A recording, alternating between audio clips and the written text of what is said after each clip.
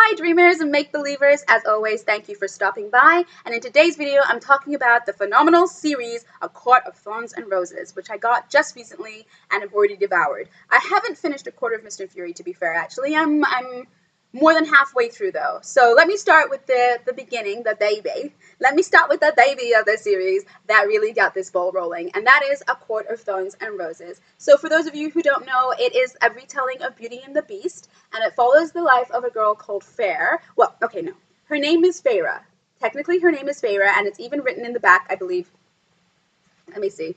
I think it's the back, because Sarah J. Maas is just so clever and probably thought people just don't know how to do this. So there's a pronunciation guide in the back. So, oh, did I show you that properly?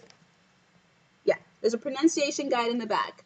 I'm showing you properly, but my camera's the wrong way, so that doesn't help. Anyways, so it says Fair is Feyre, Tamlin, Lucien. There's just all these awesome characters with these cool names. So she's told us how to describe them, how to pronounce them. So anyways, it's Feyre, but I like to call her Fair because, as I said, it's a Beauty and the Beast retelling, and just in that aspect, sorry, my phone's going off, and just in that aspect of Beauty and the Beast retelling, I kind of feel like Belle, Beauty, Fair, so I'm calling her Fair. So it's about Fair and how she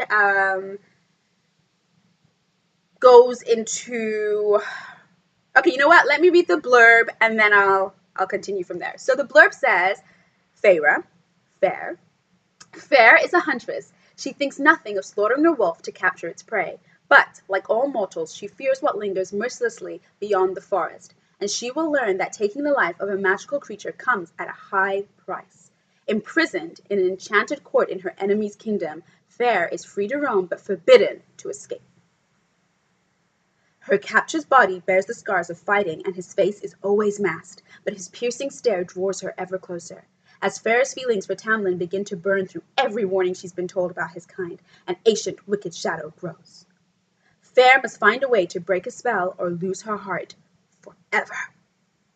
Bum, bum, bum! A Court of Thorns and Roses. And it lives up to the hype. Okay, so let's start with the cover. Okay, because I actually really enjoy the cover. And these are shiny thorns. These are shiny thorns wisping everywhere. And this is Fair in all her glory, that's Fair, okay? And the cover, when you get it, is really a nice texture. It's really smooth, especially the back. Oh my goodness, it's so soft. It's like velvet.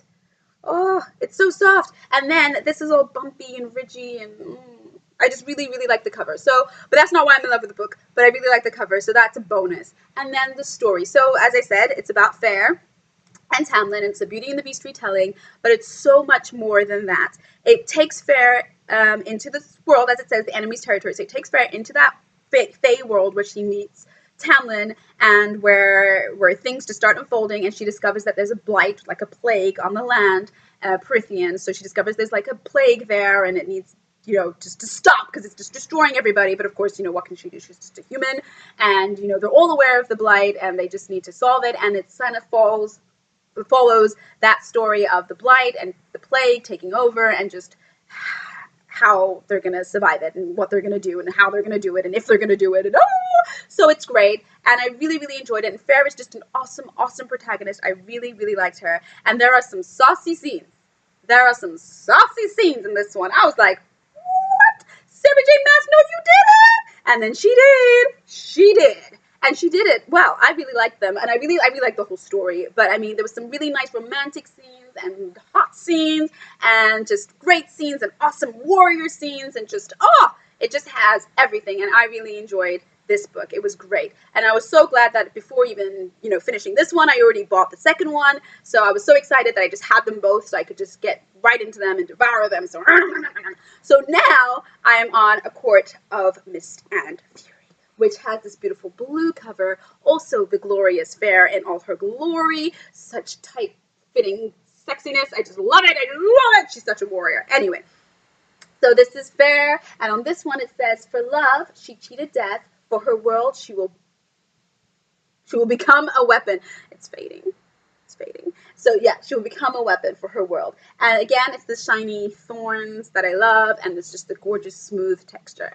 I'm not going to read the back of this one because it kind of gives a bit of a spoiler for the previous one. So I'm not going to read the back of this one, but this one is just glorious. So this one I am more than half of the way through. I've got this much left to read. This is the part that's left to read.